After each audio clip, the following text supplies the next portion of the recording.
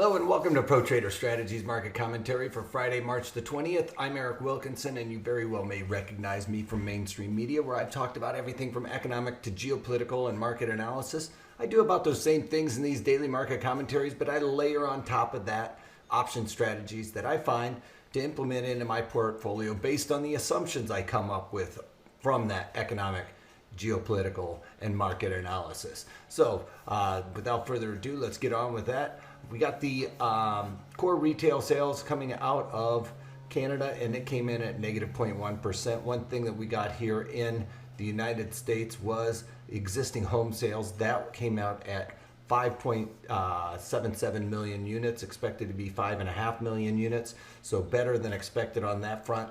A lot of that on those existing home sales came out better than expected, probably based on some of those lower interest rates we've been talking about, people deciding to get into a long-term interest rate and going out and buying those new homes. They did revise last month's number down by about 40,000 there.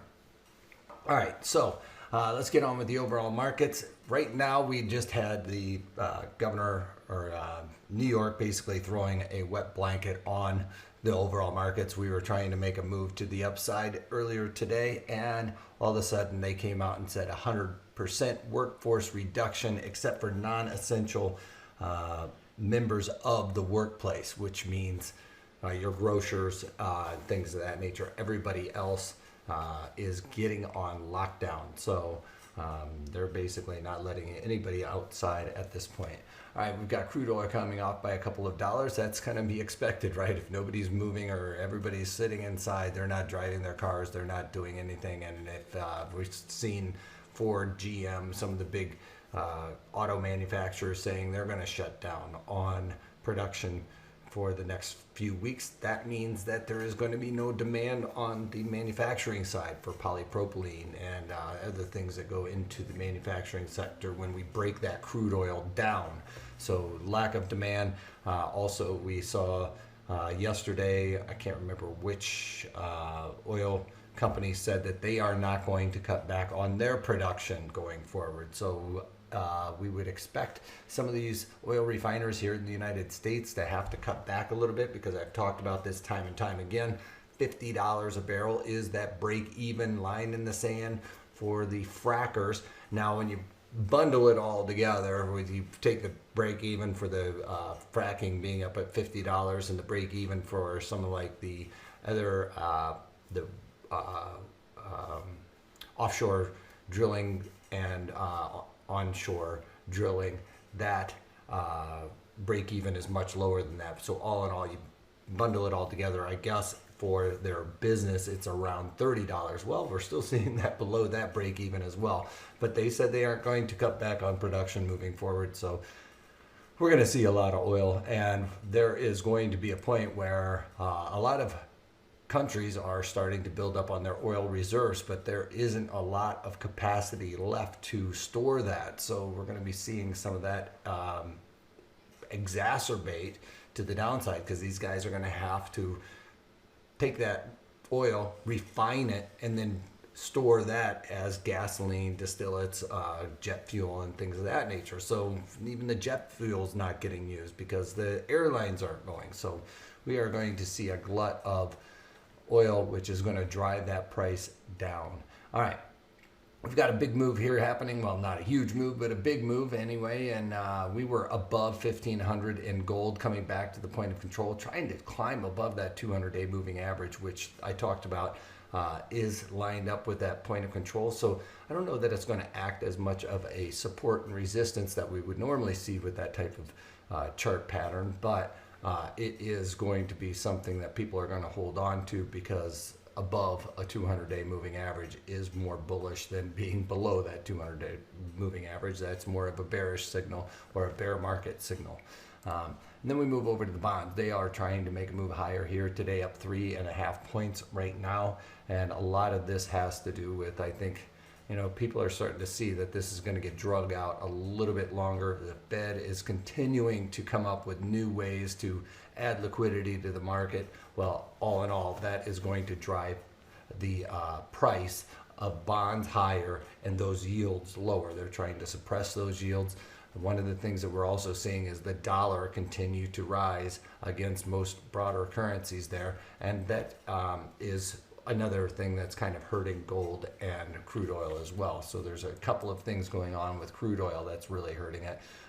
Gold trying to struggle with that dollar strength going on. VIX, we got the VIX right now still in the 60s, but off of those 70s and 80s. I mean, we were up in the 85 level a couple of days ago, but you can see here on a 3-year chart that I have pulled up, we are still at extremely elevated levels. I can throw this down to a day chart, and it even looks flatter with that move that we've seen in the past month here.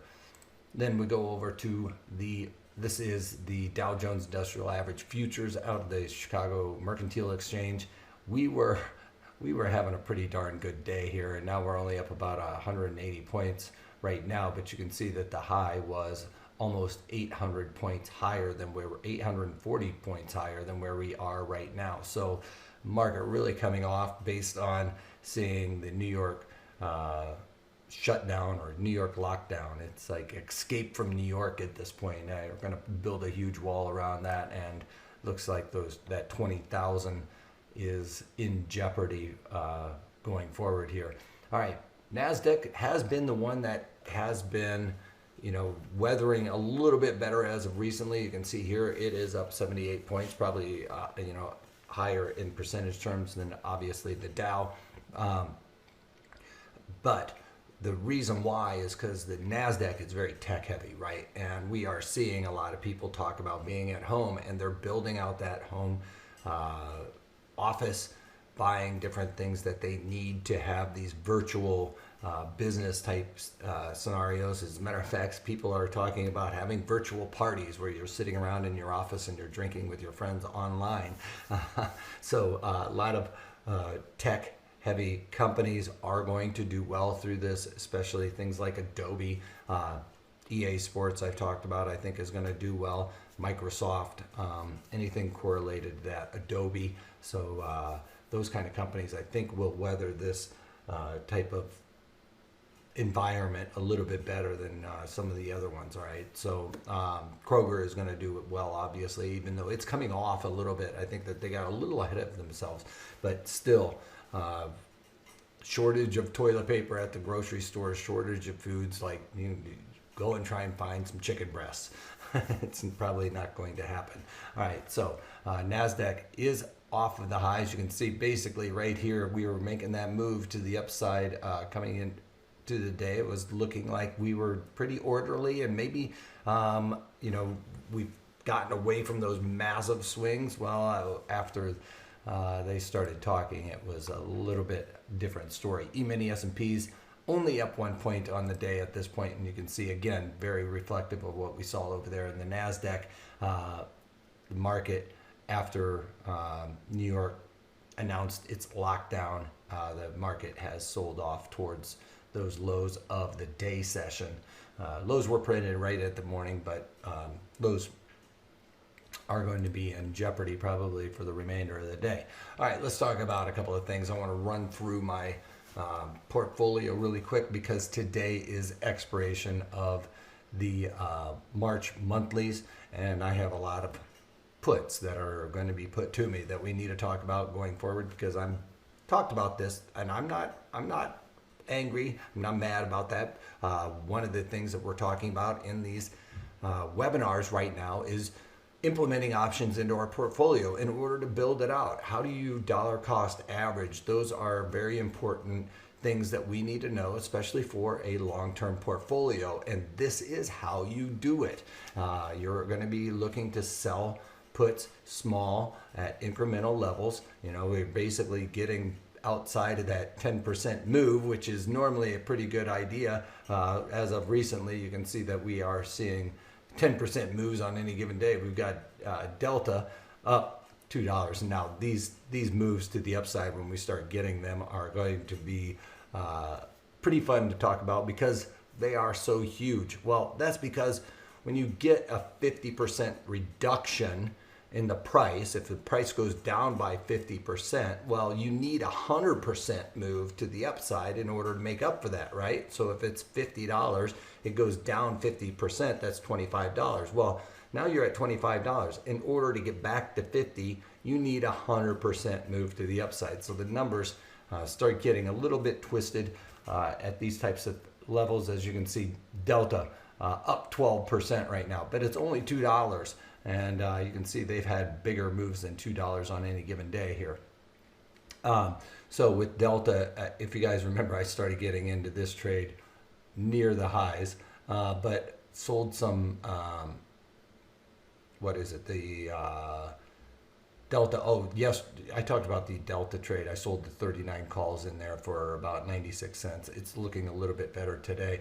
Delta is problematic. I have on long-term 91 days in that one, so going to be looking to stay with that, lower my cost basis on it. At this point, I don't see really getting out of it is going to help that much.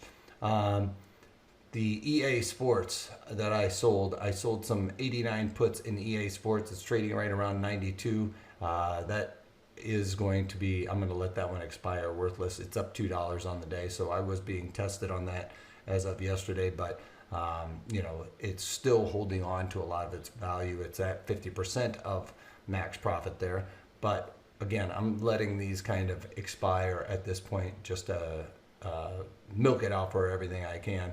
All right, in Facebook, I sold the 142 puts right now. It's trading around 7 cents, and I sold it at 191. Going to let those expire, but the 175 puts that I sold is going to be put to me. I'm actually very surprised nobody put those to me. Put those to me already, because those are deep in the money. This 175 puts here, value area low. I'm very comfortable with that. I think it's gotten overextended. I've talked about this. It's another product that I think is going to do well in an environment where people are at home all day. They're going to be on Facebook constantly. They're going to see their users build out, especially if the next thing is to have virtual parties at your house and you're sitting around with your friends and partying at the computer. Gilead, I sold the 62.5 puts. Those are looking to expire worthless as long as there's nothing major coming out. But again, you know, only about 5 cents or one, they're worth a penny right now, so I'm not going to pay the commission to get out of those at this point. Coca-Cola is another one. We've got Coke going, and I'm going to be owning some Coke at $53, which is way up here at the point of control. Again, Coca-Cola, you know, they did get downgraded, so I do have to kind of consider that as well. But I'm going to be looking to add to that position in Coca-Cola by selling some puts here shortly. I'll talk about that. Maybe I'll do it on Monday or something, but you know, Coca-Cola is going to be one of those things that if people are buying and not going out to the restaurants, they're buying stuff. I mean, my wife just went to the grocery and came home with a couple of bottles or a couple of things of Coca-Cola already. So I think that when people are buying and staying at home, those are going to be kind of staple products that people are going to stay with. And we've got MasterCard. Yes, they aren't going to do as well in a low interest rate environment. But again, if people are at home and they are doing Amazon and buying things using PayPal, all of those things are tied to that credit card. There's going to be a lot less cash being transferred, right, in this type of environment. Also, people are a little bit worried about walking around handling that paper money because it's been touched by so many people. And I think people are going to kind of pull back on that, start using those credit cards a little bit more. So in that 270 is where I am looking at with the MasterCard. Again, very close to that point of control. And I sold the 215 puts to kind of do some dollar cost averaging. Right now, I sold those 215 puts at about $4. If I don't get those, right, if I don't get those put to me also, obviously my original is 275, but I'm lowering my cost basis on that. So 270, if I get those puts to expire worthless, those 215 puts, which we are, you know, above that, at least at this point. Again, I'm just going to continue to start lowering cost basis on that, try to do some dollar cost averaging. At this point, it looks like those 270 puts are going to be put to me. And then I remember sold some 300 calls in there. Those are very cheap at this point, and going to let those pretty much expire worthless, and or have those long options called away from me. Those 300 calls are in the April. All right, and then let's go to. I don't have any Kroger, but I have been very looking at Kroger. Microsoft is another one where I am going to have my puts put to me. I'm basically short the 260 calls in March.